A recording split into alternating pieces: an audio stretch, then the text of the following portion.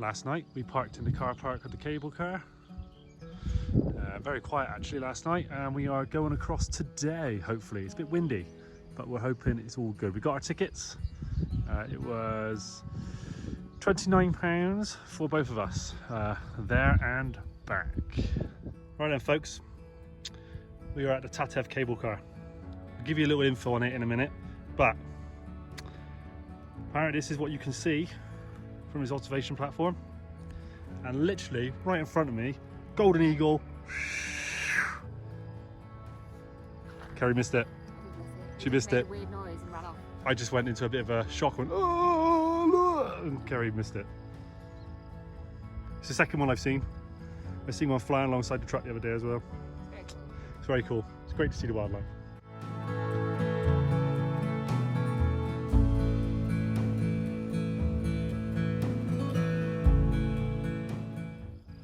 So the cable car goes down and up here, down the other side, over to Tatev, and from there we'll get out and go and see the monastery. What a day for it.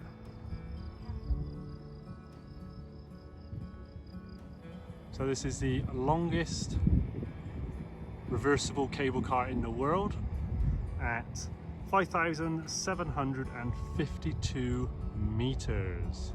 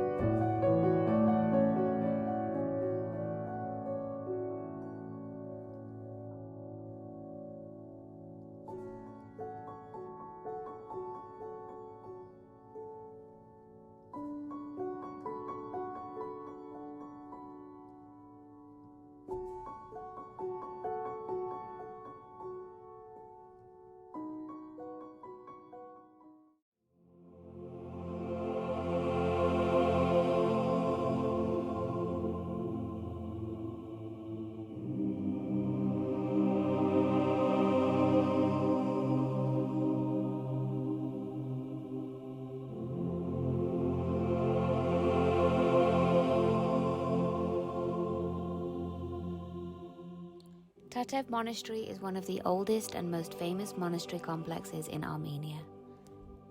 Built in the 9th century, Tatev Monastery was a vital educational, enlightenment and spiritual centre and played an important role in the country's history.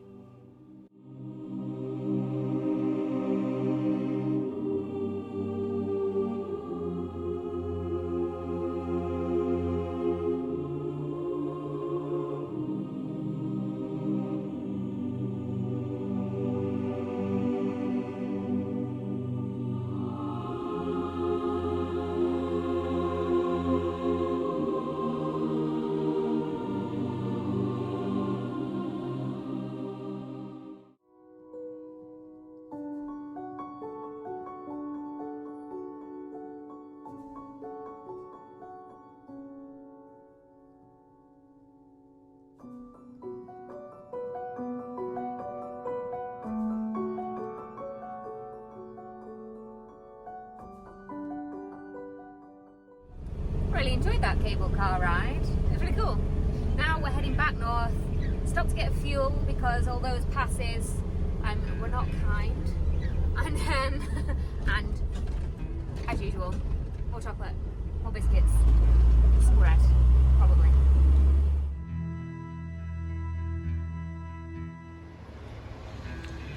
Now, filling up with diesel. Super slow pump.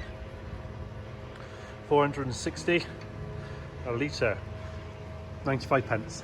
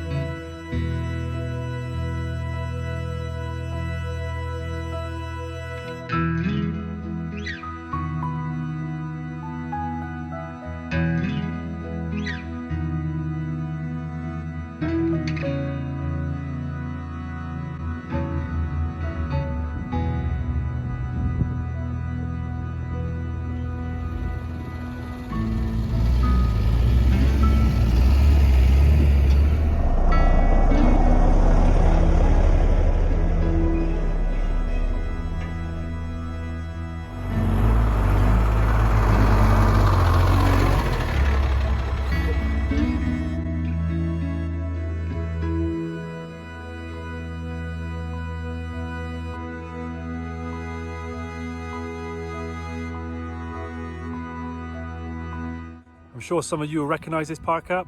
We're back at the lake, or the reservoir, where we were about a week and a half ago, maybe 2 weeks ago. We are now heading north to Noravank, and tomorrow we will take on the Vorotan pass, drop down, and yeah, then we're probably going to go to a monastery, and then head to Noravank. We're actually going to drive through Azerbaijan as well. There's a very small enclave of land controlled by Azerbaijan, and the main road drive goes straight through it, so we'll be going through, and hopefully we'll get a picture or two.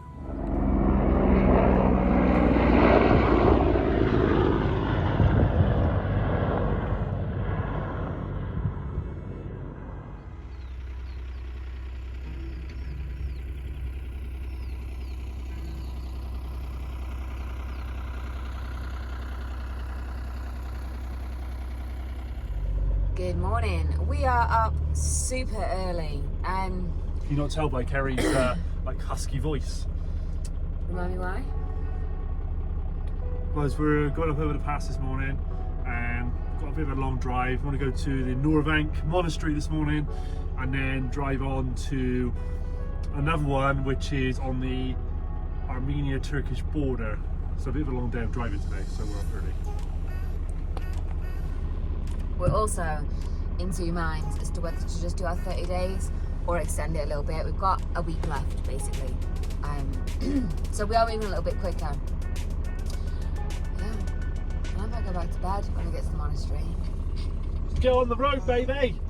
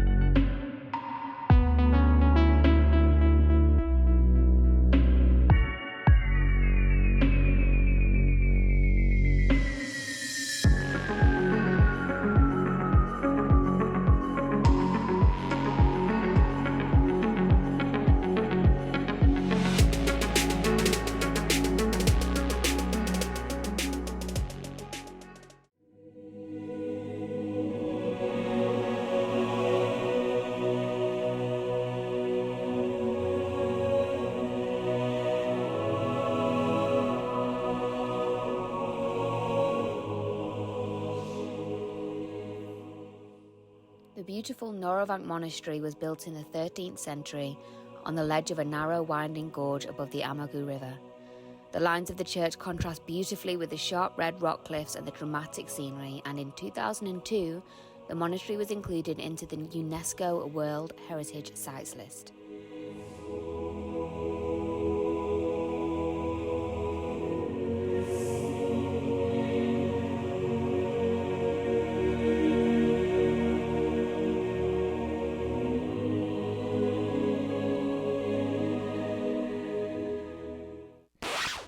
Okay, so when we were driving over the Vorotan pass coming down the other end, at the bottom of the pass as you enter the canyon, the road gets quite narrow. Now we were well over our side of the lane. In fact, I was almost in the ditch, and this Iranian truck came up, a tanker. The guy had a cigarette in one hand and his phone at the other, so he didn't even have his hands on the steering wheel, and he was over in our side of the lane. And I tried to get over further. Obviously we're coming down, he's going up, and we were really closest call I've had in a long time. Now I checked the mirrors, it looked like we didn't clip or anything, but it turns out we did, and we have some damage to our truck. I should show you that now. So it must have been the tail end of his trailer that clipped. So it's bent all this frame here. More importantly, smashed the window there. That's only the outer skin on that one that's cracked, so the inner one is still intact. You can see the big gouge marks down the side here. So big dent here, it's a big dent. I can feel the inside of the cut there, so I need to seal that with something. There's a hole here in the side of the skin. More importantly, that window smashed all the way through, both skins gone. So what does this mean? It was a bit of a headache. So that window is completely knackered. This window I'll be able to patch up so we can still use it. The hole in the side of the box there, I'm just gonna have to fill that with some CT1. It's closed cell foam anyway, so it won't allow any water to penetrate further than the hole. But we'll fill that hole in. I'll have to put a bit of CT1 on that corner where it's damaged, and then I'm going to seal that window shut. Probably have to use some sort of duct tape or something, see what I've got. Yeah, not the best news this morning. There we go, shit happens.